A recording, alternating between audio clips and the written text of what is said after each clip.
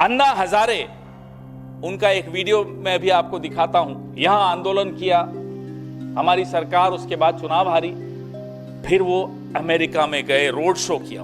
2-week visit, Anna Hazare led the India Independence Day parade in New York on Sunday, and over the next 10 days, he will be hosting a lunch on Capitol Hill with top senators and congressmen.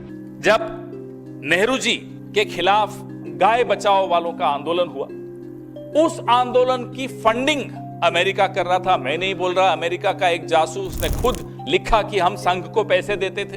तब तो नरेंद्र मोदी जी को Bharatiya Janata party में भी ज्यादा लोग नहीं जानते थे, देश तो छोड़ दीजिए। ये क्या हो रहा था, क्यों उनको वहां ले जाया गया, क्यों वो स्टेट डिपार्टमेंट में क्यों जाकर मिल रहे थे लोगों से? हम भी सवाल पूछ रहे हैं, जवाब दें मोदी जी भी, अब जवाब दें। अब तो वक्त आ गया है ना, वो 400 से झूठ गिरा 240 पर, तो अब तो सवालों के जवाब इन्हें भी देने पड़ेंगे।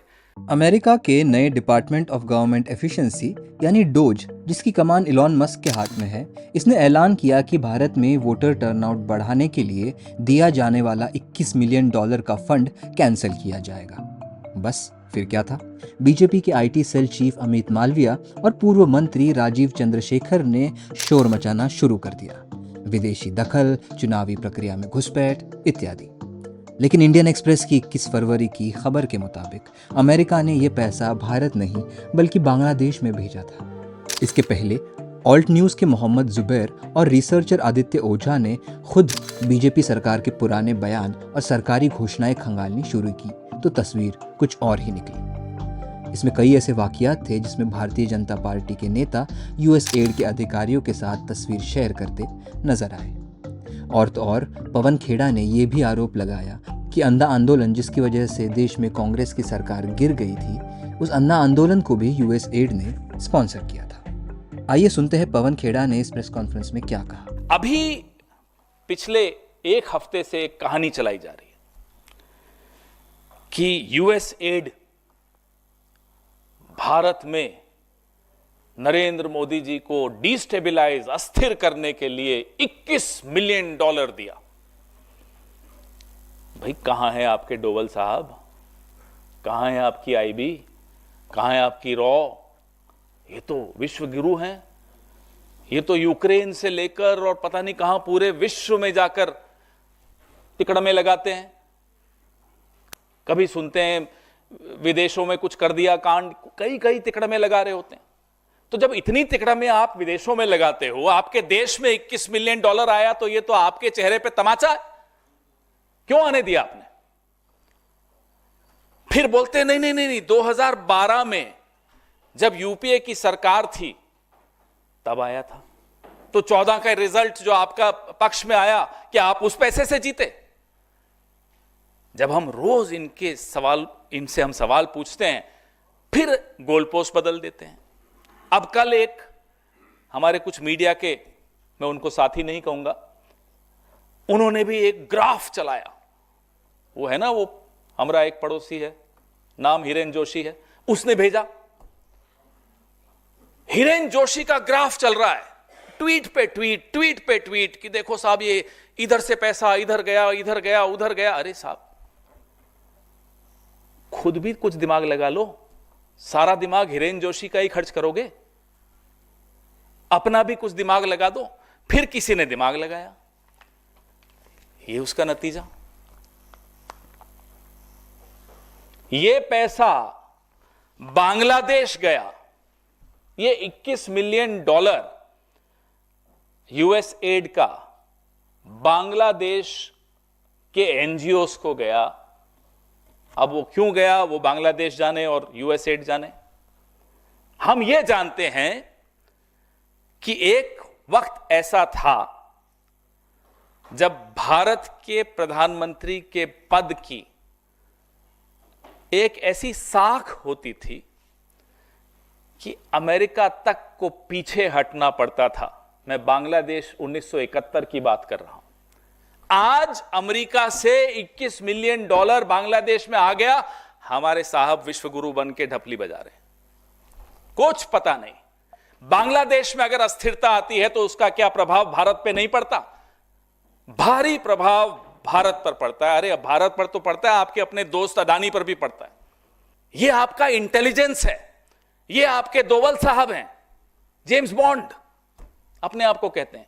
एक चाणक्य बैठा है सरकार में, एक जेम्स बॉन्ड बैठा है सरकार में। हो क्या रहा है साहब? $21 मिलियन पड़ोस में आ गया।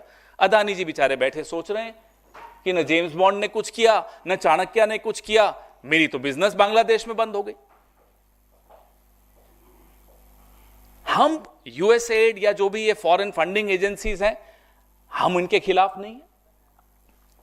देश में कानून है, कानून के तहत फंड्स आते हैं, एनजीओज भी लेते हैं, इनके एनजीओज भी लेते हैं, इंडिया फाउंडेशन भी लेती है, विवेकानंद फाउंडेशन भी लेती है, कौन नहीं लेता। लेकिन सिलेक्टिवली आप बोलें कि साहब कांग्रेस की सरकारों ने ले लिया।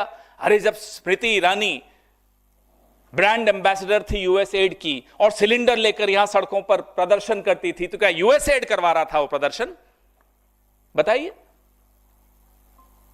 अन्ना हजारे, उनका एक वीडियो मैं भी आपको दिखाता हूं। यहां आंदोलन किया हमारी सरकार, उसके बाद चुनाव हारी, फिर वो अमेरिका में गए, रोड शो किया उन्होंने।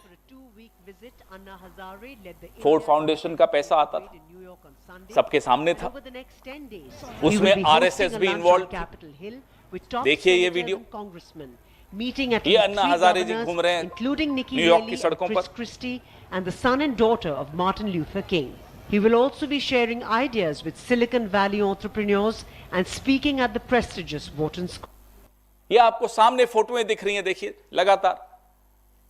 ये नौजवान हैं मोदी जी, देखिए, तब 50 इंच थे, अब 56 इंच हो गए, देखिए। तो हम बार बार इनसे पूछना चाहते हैं कि आप ट्रंप साहब की धमकी सुनकर आ गए। उन्होंने कहा कि हम ब्रिक्स खत्म कर देंगे, मुस्कुरा रहे हैं साहब। उन्होंने कहा टैरिफ लगा देंगे भारत पर, मुस्कुरा रहे हैं साहब। ट्रांसलेटर 2 थे, इसलिए कोई ये नहीं कह सकता कि उन्हें अंग्रेजी समझ में नहीं आ रही थी। 2 ट्रांसलेटर थे, मुस्कुराइए मत, वो भी मुस्कुरा रहे थे, आप भी मुस्कुरा रहे हैं। जिन F-35 विमानों को खुद वहां के अदानी, अमेरिका के अदानी एलॉन मस्क बोल चुके हैं कि यह कबाड़ है, वही F-35 भारत पर थोपे जा रहे हैं और साहब मुस्कुरा रहे हैं। यह हुआ अमेरिका में, और हमें आकर कहते हैं कि हम यूएसएड से पैसा लेके इन्हें अस्थिर करते हैं। आप खुद जाकर अपनी सरकार को, अपने देश को अस्थिर कर कर आए हैं, उसका जवाब कौन देगा? अब हम थोड़ा इतिहास की तरफ भी जाएं, क्योंकि संघ का और जनसंघ का और भारतीय जनता पार्टी का और जनता पार्टी का जो इतिहास रहा है स्वतंत्र भारत में, ये क्या बदल सकते हैं? कितनी एनसीईआरटी किताबें बदल लो, ये इतिहास नहीं बदल सकता, फाइलें सबके पास हैं। इंदिरा जी जब प्रधानमंत्री थी, अमेरिका ने जयप्रकाश जी के लिए 74 में जो तारीफ की थी, पूरे आंदोलन की अमेरिका तारीफ करता था। क्यों? अमेरिका क्यों उस आंदोलन की तारीफ करता था, बताइए। संघ के 2 प्रमुख नेता दत्तोपंत ठेंगड़ी और संघ समर्थित सुब्रमण्यम स्वामी अमेरिका में जाके वहां की अखबारों के एडिटर्स से छपवाते थे इंदिरा जी के खिलाफ, वहां जाकर स्टेट डिपार्टमेंट में मीटिंग्स करते थे। क्यों? अमेरिका का क्या मतलब हमारे लोकतंत्र में? अमेरिका बदला लेना चाहता था 1971 में जो इंदिरा जी ने अपमान किया था उनका, जब बांग्लादेश बनाने गए थे। अमेरिका के हाथ में कठपुतली कौन बना वो बदला लेने के लिए? संघ। उससे भी पहले चलिए, जब नेहरू जी के खिलाफ गाय बचाओ वालों का आंदोलन हुआ, उस आंदोलन की फंडिंग अमेरिका कर रहा था। मैं नहीं बोल रहा, अमेरिका का एक जासूस ने खुद लिखा कि हम संघ को पैसे देते थे। संघ आज से नहीं, दशकों से अमेरिका से पैसे ले रहा है भारत की सरकारों को, कांग्रेस की सरकारों को अस्थिर करने के लिए। यह हमारा दावा है, और यह दावा हमारा नहीं है, सीआईए के एक एजेंट का है। जब वो सीआईए से निकला, बच के भागा, उसने किताब लिखी, मैं आपको एनेक्सर्स दे रहा हूं, उसमें उसने स्पष्ट लिखा कि कैसे आरएसएस कठपुतली के तौर पे, और उस वक्त आरएसएस प्रमुख कौन थे? गोलवालकर प्रमुख थे। आरएसएस गोहत्या विरोधी रैली के लिए एक बड़ी रकम अमेरिका से ली और नेहरू जी की सरकार को न केवल गिराने का षड्यंत्र रचा, उस वक्त जो कांग्रेस के अध्यक्ष थे कामराज, उनकी हत्या की भी साजिश रची आरएसएस ने। यह है आरएसएस का योगदान, यह है आरएसएस की हकीकत, यह है इनका जो तथाकथित एक्सटर्नल इन्फ्लुएंस, विदेशी हस्तक्षेप। ये लोग कठपुतली बनते हैं। तब तो नरेंद्र मोदी जी को भारतीय जनता पार्टी में भी ज्यादा लोग नहीं जानते थे, देश तो छोड़ दीजिए। ये क्या हो रहा था, क्यों उनको वहां ले जाया गया, क्यों वो स्टेट डिपार्टमेंट में क्यों जाकर मिल रहे थे लोगों से? हम भी सवाल पूछ रहे हैं, जवाब दें मोदी जी भी, अब जवाब दें। अब तो वक्त आ गया है ना, वो 400 से झूठ गिरा 240 पर, तो अब तो सवालों के जवाब इन्हें भी देने पड़ेंगे।